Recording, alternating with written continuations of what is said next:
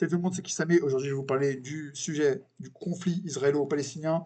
Alors, sujet assez vague, hein, vous allez me dire, oui, vous avez bien raison, mais là, on va plutôt se centrer sur les pro-palestiniens de France. Hein, les pro-palestiniens de France, certains, évidemment, pro-palestiniens de France, et notamment les personnes qui sont faussement pro-palestiniennes. Effectivement, malheureusement, on en a beaucoup en France. Donc, on va parler de la France insoumise en tête de liste, de certains partis d'extrême gauche, des associations faussement pro-palestiniennes, des universitaires, certaines associations universitaires qui sont là à agiter leur drapeau, à crier Free Palestine, et à côté à manger 6 McDo par semaine avec leur iPhone, à manger 6 KFC par semaine. Voilà. Il faut se le dire, ces personnes-là sont là juste pour des raisons financières ou faussement politiques, pour des intérêts personnels. Voilà.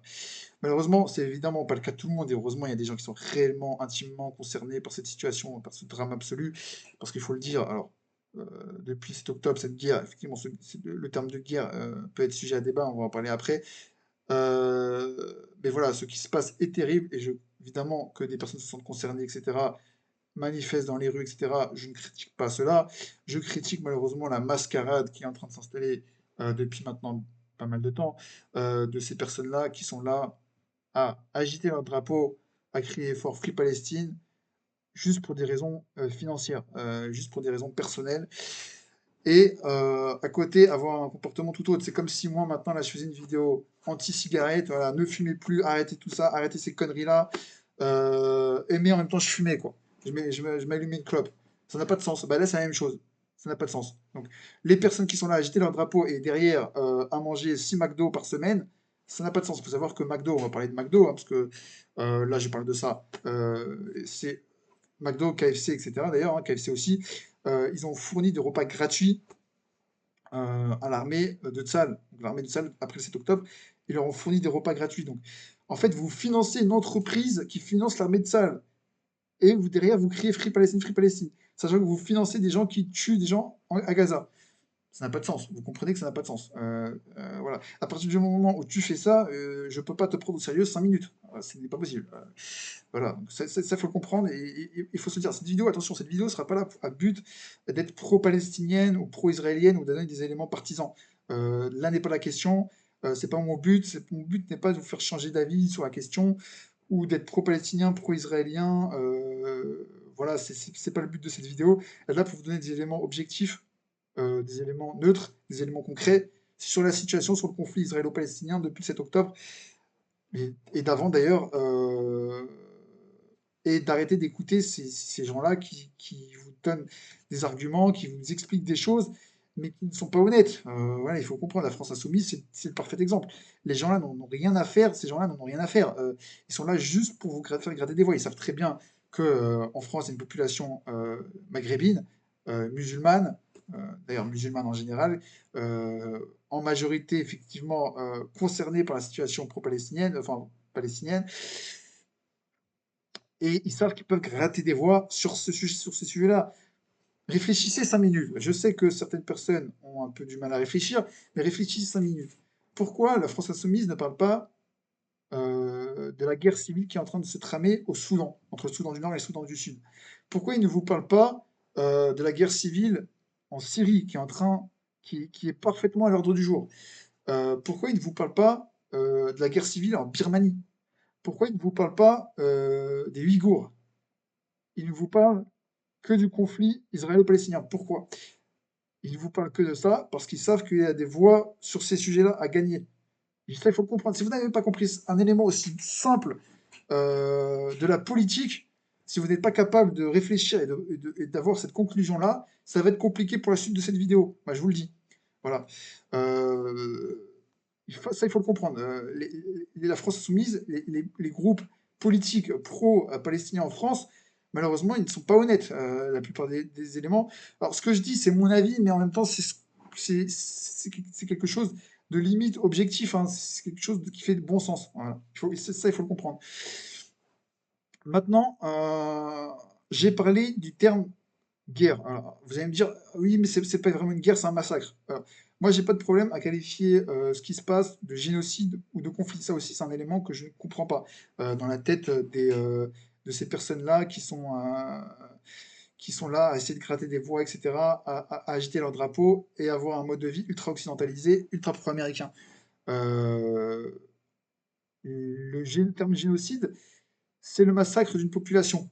Des génocides dans l'histoire de l'humanité, il y en a eu plein. Je sais que dans l'histoire occidentale, ce qu'on étudie à l'histoire occidentale, euh, on étudie principalement les génocides qu'on reconnaît. Donc, le génocide au Rwanda, le génocide des Arméniens, le génocide des Juifs commis par les nazis. Donc les génocides officiels pour les Occidentaux. Les génocides qui sont reconnus par tous. Voilà.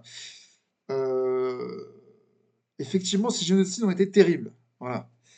Euh, Maintenant, des génocides dans l'histoire de l'humanité, il y en a eu beaucoup d'autres. Mais le problème, c'est que les génocides commis par les armées occidentales ne sont pas étudiés dans l'histoire. C'est comme ça. Vous croyez qu'en Turquie, on étudie le génocide des Arméniens?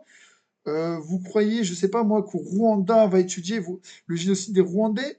Euh, Non, voilà, ça, faut le comprendre. C'est comme au Japon, on va pas étudier le massacre, si je me trompe pas, de Nankin, je crois, sur la population civile chinoise, l'unité 731, avec le docteur Ichi, qui a pris des centaines de milliers de cobayes chinois pour étudier les armes bactériologiques, qui ont d'ailleurs été utilisées enfin, il y a des théories qui disent qu'elle a été utilisée pendant la guerre de Corée par les Américains, d'ailleurs. Ça aussi, encore un acte terrible des Américains. Voilà. Et vous croyez qu'on étudie ça au Japon? Ben non, je pense pas. En tout cas, j'ai pas étudié l'histoire dans les manuels japonais, mais je doute qu'ils étudient ça. C'est comme ça. Les Américains, ils étudient pas leur génocide. Voilà. Est-ce que vous avez déjà parlé en France du génocide des Indiens? Non. Voilà. On n'étudie pas le génocide des Indiens. Pourtant, c'est le plus grand génocide de l'histoire de l'humanité. Hein, des millions et des millions et des millions et des millions d'Indiens massacrés par les Américains, par les populations européennes venues en Amérique, aux États-Unis, au Canada, etc., enfin dans l'Amérique en général, une population indienne décimée, massacrée, génocidée. Voilà, on n'en parle pas. Et la traite des Noirs, etc. On qualifie jamais ça de génocide. Pourtant, il y a eu des centaines et des centaines de milliers, des millions évidemment, des millions de victimes, effectivement, dans les bateaux, etc., dans les transports, etc., ou par malnutrition, ou euh, par des actes de torture, etc., il y a eu des millions de victimes. Voilà. Donc c'était aussi des génocides. Ça, faut le comprendre. Et dans l'histoire contemporaine, la Seconde Guerre mondiale, évidemment, les Américains, on nous parle évidemment des actes, des actes d'horreur commis par l'armée allemande, par les Juifs d'ailleurs aussi sur les Russes, hein, parce que la population civile russe a été aussi massacrée euh, par les militaires allemands, d'ailleurs pas même les militaires aussi russes d'eux-mêmes, les populations ukrainiennes aussi ont été massacrées, polonaises, etc., aussi par l'armée russe, tout comme par l'armée allemande. Pourtant, ça on n'en parle pas trop en termes de génocide, mais c'est aussi des massacres de population. Au niveau de l'histoire contemporaine, on pourrait parler de la guerre en Corée, de la guerre au Vietnam, où les Américains ont utilisé du phosphore blanc, du napalm, des agents chimiques qui sont utilisés pour brûler à vif des enfants. Hein. C'est pareil, ça aussi, c'est du génocide. Voilà.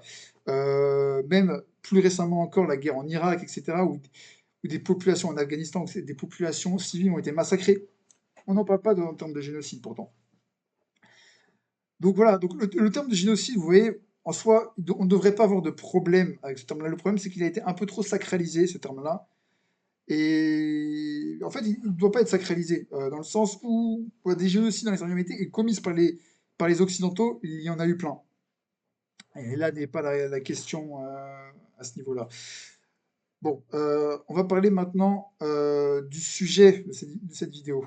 Donc, des pro-palestiniens en France. Alors, pourquoi est-ce que je dis que ces personnes-là sont là que pour des raisons financières, pécuniaires, etc. Il faut comprendre leur comportement déjà. Leur comportement, quand tu manges 5 McDo par semaine et que tu agites des drapeaux, on ne peut pas te prendre au sérieux. Il faut savoir une chose, je vais vous donner un exemple avec la marque Yum Brand. Yum Brand, c'est une marque qui gère notamment Pizza Hut, KFC, etc. Et cetera. Et leur partenaire marketing à cette marque-là, américaine, c'est TikTok Technology. Donc c'est une plateforme marketing israélienne, voilà, dirigée, alors il me semble, faut que je retrouve, c'est Tomer Ben Herzog, donc c'est un Israélien, il me semble hein, que c'est un Israélien, qui est ultra pro-Tsahal, ultra pro-gouvernement d'extrême droite, Netanyahou, etc., l'israélien, et il fait passer les 2 millions de Palestiniens à Gaza pour des terroristes. Pour lui, même les enfants, c'est des terroristes pour lui. Tout le monde. Et cette marque-là, donc son PDG, c'est ceux qui dirigent Yum Brand, enfin ceux qui dirigent le marketing de Yum Brand. Il faut savoir, hein, quand vous consommez Pizza Hut, KFC, il faut savoir à qui vous avez affaire. Voilà, je vous le dis. Et bien, quand vous consommez McDo, c'est pareil. Eux, ils distribuent de la nourriture, des menus gratuits à l'armée de Sahel.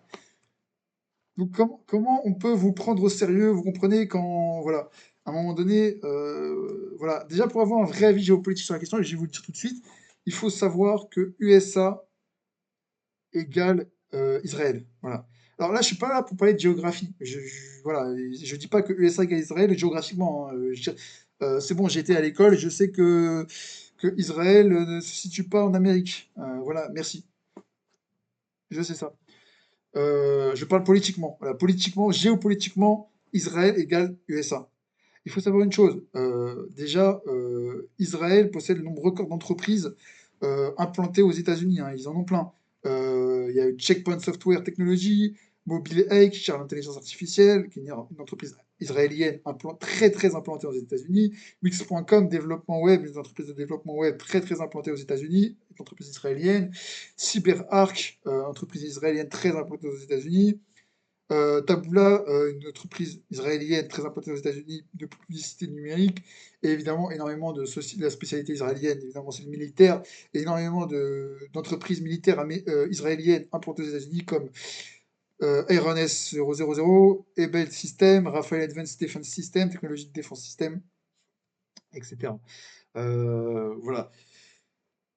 Quand je vous dis que Israël égale USA en termes géopolitiques et financiers, économiques, il faut le comprendre, le premier partenaire militaire des Américains, c'est Israël. Ceux qui financent l'armée israélienne. Voilà. Donc, à un moment donné, il faut réfléchir 5 minutes à ça. Israël a été créé comment? Alors, officiellement par l'ONU en 1947, sur la déclaration de l'ONU. Il faut savoir que ce qui s'est passé donc en 1947 par la déclaration de l'ONU, c'était en réalité plutôt un prétexte hein, pour les Américains de la création de l'État israélien qui a été officiellement reconnu en 1948. En réalité, c'est les Américains hein, qui ont créé Israël, qu'on, qu'on- comment on peut dire ça, qu'on fait le nécessaire pour déclarer l'État d'Israël. Euh, c'est eux qui ont poussé, si vous voulez, l'ONU à le faire. Alors, officiellement, on vous dit que c'est l'ONU, mais en réalité, c'est les Américains. Vous comprenez où je veux en venir. Voilà. Donc, à un moment donné, il faut avoir des éléments, savoir raisonner correctement, j'ai envie de vous dire. Voilà. Vous pouvez pas vous dire pro-palestinien, être, comment dire, engagé sur la question, etc., tout en faisant l'inverse. C'est pas possible. Moi, si je fais une vidéo sur la cigarette et que je fume à côté, ça n'a pas logique, ça n'a pas de sens. Voilà. Donc ça, il faut le comprendre. Il faut comprendre une chose. Maintenant, on va parler des pro-palestiniens qui aussi refusent de, euh, de dire les choses et de dire que ce qui s'est passé le 7 octobre, parce que ça fait très sujet à débat, et notamment la France Insoumise, qui ont refusé à plusieurs reprises, des membres de la France Insoumise, qui ont refusé de dire que ce qui s'est passé le 7 octobre, à savoir le massacre de plus de 1100 euh, civils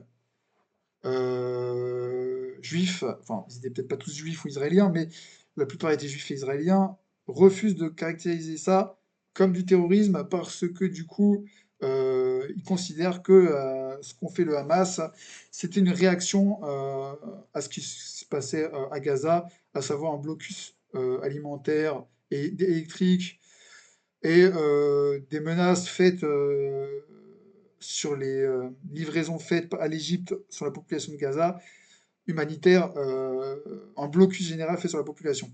Et donc le Hamas a revendiqué, on va dire, leur acte terroriste par rapport à ça. Mais dire, le Hamas lui-même reconnaît que c'est du terrorisme. Vous voyez que ça n'a pas de sens de ces personnes-là, qui n'arrivent même pas à dire, ok, ce qu'ont fait le Hamas le 7 octobre, c'est du terrorisme, parce qu'ils ont tué 1100 civils israéliens. Ça n'a pas de sens. À partir du moment où tu tues des civils en tenue civile, des personnes en tenue civile, pour des raisons politiques, c'est du terrorisme. C'est la définition du terrorisme. À un moment donné, par définition, c'est du terrorisme. Alors, moi, j'ai pas de problème à dire ce que Tsahal euh, font du terrorisme sur la population de Gaza, mais il faut pas non plus avoir de problème à dire que le Hamas a fait du terrorisme, c'est du terrorisme. Voilà, alors c'est aussi le cas de l'extrême droite qui refuse de dire, enfin, que j'entends certains politiques d'extrême droite dire non, non, mais c'est pas du terrorisme ce que fait Tsahal parce ils ont le droit de se défendre. Ah, mais vous voyez que là, on prend vraiment les gens pour des cons. Évidemment, eux, ils prennent les gens pour des cons, mais la France Insoumise vous prend aussi pour des cons en disant que le Hamas, c'est pas du terrorisme, ce qu'ils ont fait. Dans les deux cas, c'est du terrorisme. Ça, il faut le comprendre. Et j'ai entendu notamment Zineb El Razoui dire ah, mais vous voyez, en fait, c'est pas du terrorisme ce qu'on fait le Hamas, parce que à Israël, le service militaire, il est obligatoire. Du coup, en réalité, les civils, certes, ils sont en tenue civile, mais en réalité, c'est des militaires, parce que le service militaire est obligatoire. Donc déjà, elle va nous expliquer que les enfants, c'est des militaires aussi, parce qu'ils vont faire dans le futur le service militaire. Alors là, dans un degré de raisonnement, bon, je sais que Zineb El Razoui a un QI négatif, mais là, il y a quand même un peu abus sur la question. Moi, je vous le dis. Voilà. À savoir que en Grèce, le service militaire est obligatoire. En Turquie, le service militaire est obligatoire. En Suisse, le service militaire est obligatoire. En Corée du Sud, le service militaire est obligatoire. Au Brésil, le service militaire est obligatoire. En Algérie, le service militaire est obligatoire. Donc dans tous ces pays-là, si il y a un acte, on tue des civils en tenue civile, enfin il y a un massacre de civils, c'est pas du terrorisme parce que du coup le service militaire est obligatoire. Du coup ces civils-là, ils sont amenés à faire le service militaire. Donc du coup c'est pas du terrorisme. Non, mais sérieusement, on prend les gens pour qui là? Pour des cons ou c'est comment? Et c'est ces gens-là qui vous expliquent ce qu'il faut de la vie, quoi. Et c'est ces gens-là qui vous expliquent le conflit israélo-palestinien. À un moment donné, je préfère limite que Benjamin Netanyahu m'explique le conflit israélo-palestinien, alors que le mec est d'ultra mauvaise foi. Et moi, je suis pas là pour vous donner un argument pro-israélien ou pro-Tsahal ou quoi que ce soit. Voilà, je dis évidemment que le gouvernement d'extrême droite sont des pourritures, évidemment, et la question n'est pas là. Dire quand on tue plus de 50 000 personnes, des enfants, etc., forcément qu'on est une pourriture, mais à un moment donné, il ne faut pas être choqué de cette situation-là. Les Américains, dans leur histoire, ils ont commis des crimes tout bonnement atroces également. Quand ils ont utilisé du napalm et du phosphore blanc au Vietnam, ils ont massacré des millions et des millions de victimes, des civils, etc. Israël commet des... Enfin voilà, il faut comprendre que le conflit, que l'alliance israélo-américaine, voilà, ce sont des pourritures, ces gens-là. Voilà, ça, il faut le comprendre. Maintenant, ce qu'il faut comprendre, c'est que l'Occident et l'histoire occidentale nous amènent en fait à penser que l'Amérique et donc par définition l'alliance israélo-palestinienne, israélo-américaine, sont des gens bien parce qu'ils idolâtrent l'histoire américaine. Voilà, c'est ce qu'on étudie dans l'histoire occidentale, dans les livres d'histoire occidentaux en France. On nous idolâtre l'histoire américaine, on nous parle de l'histoire américaine grandiose, etc. On ne nous parle pas de la guerre qu'ils ont commis sur les populations indiennes pour s'accaparer leur territoire. Ça, on ne nous en parle pas. On nous parle uniquement des choses positives qu'il y a eu par les Américains. Et donc, c'est ça qui nous amène en fait à idolâtrer cette population et donc à penser que, oh mon Dieu, ils commettent un génocide, c'est atroce. Mais non, ils en ont commis plein des génocides dans leur histoire. Donc, que la population américaine et donc l'alliance militaire israélo-palestinienne. En fait, j'associe les Américains. Faut comprendre une chose. Pourquoi j'associe les Américains à ce qui se passe à Gaza et aux actions de Tsahal sur la population de Gaza? Pourquoi j'associe les Américains? Parce que le premier partenaire d'armement de Tsahal et le premier partenaire d'armement des Américains, des militaires américains, c'est associativement Israël et les Américains. Donc ils sont alliés. Et comme je vous ai expliqué, il y a énormément d'entreprises israéliennes d'armement implantées aux États-Unis. le premier partenaire financier des Israéliens, c'est les Américains. Donc, à un moment donné, il faut comprendre une chose, c'est que voilà, il faut pas dissocier les deux. Voilà. Et ça, c'est le problème que font beaucoup trop de gens. C'est qu'ils dissocient les deux, et donc ils sont là, oh, on est choqué, on est choqué. Mais non, faut pas être choqué. Voilà. Euh, pour vous parler maintenant de tout ça, je vais déjà rendre un hommage évidemment aux victimes, parce que il me semble que je ne l'ai pas fait dans cette vidéo.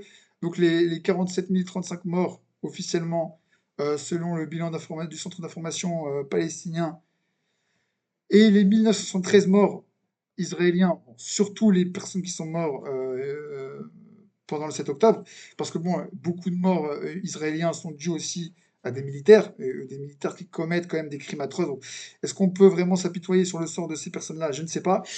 Mais telle n'est pas la question. Je vais rendre hommage à toutes les victimes, évidemment.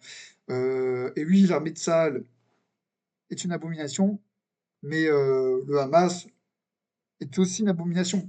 Je veux dire, quand on tue 1100 civils, c'est une abomination. Quand bien même on a des intérêts, on revendique des intérêts politiques de bon sens et qu'on estime juste. Là n'est pas la question. Voilà, faut donner des raisons objectives et des éléments concrets sur la question. Donc, quand on tue des gens, quand on tue des civils, par définition, c'est atroce. Voilà, ça, que ce soit israélien ou palestinien.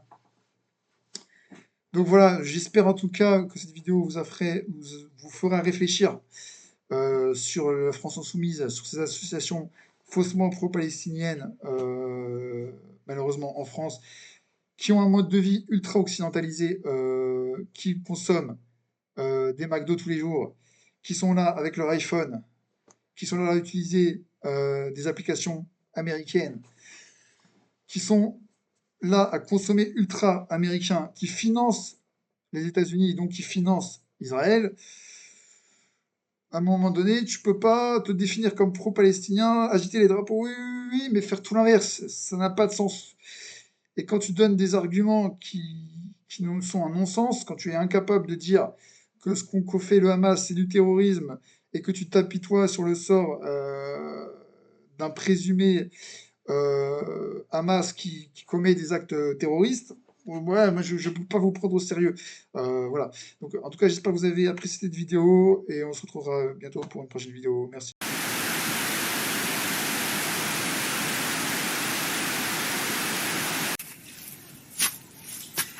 あれれデータラさんもやられちゃったみたいですね。あの人絶対死因は爆死ですよ。ねえ、ゼツさん。その辺に死んでんじゃないですかね。手を離せ、この野郎。